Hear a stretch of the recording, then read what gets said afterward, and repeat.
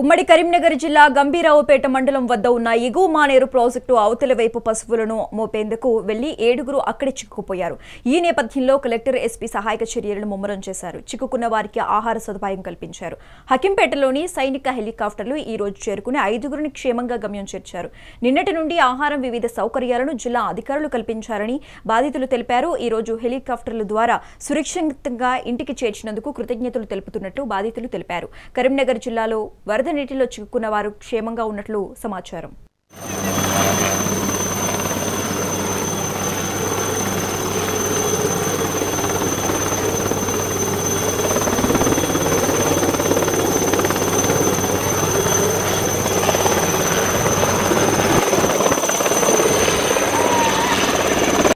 మేము బలరాన్ని ఇసుకద్దామని వెళ్ళినాము.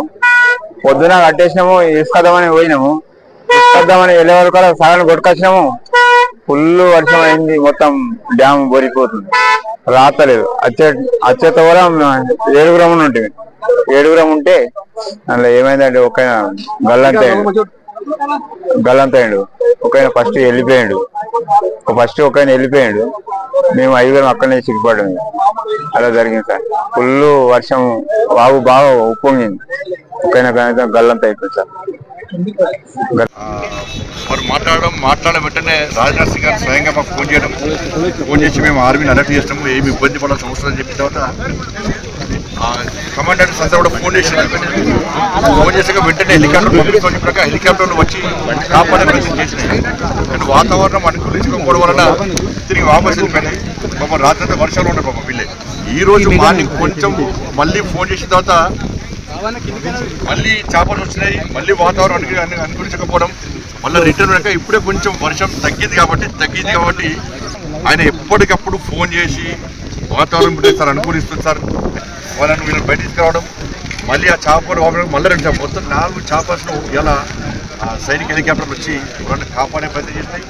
ఇటు రాష్ట్ర ప్రభుత్వం రిక్వెస్ట్, రాష్ట్ర ఇక్కడ విమర్శిస్తలేనండి. మరి కేంద్ర రాష్ట్ర ప్రభుత్వాల యొక్క సమన్వయం, సహకారం, ఇక్కడ స్థానిక నాయకులు ఆది శ్రీనివాస్ గారు కూడా ఇక్కడ ఉన్నారు.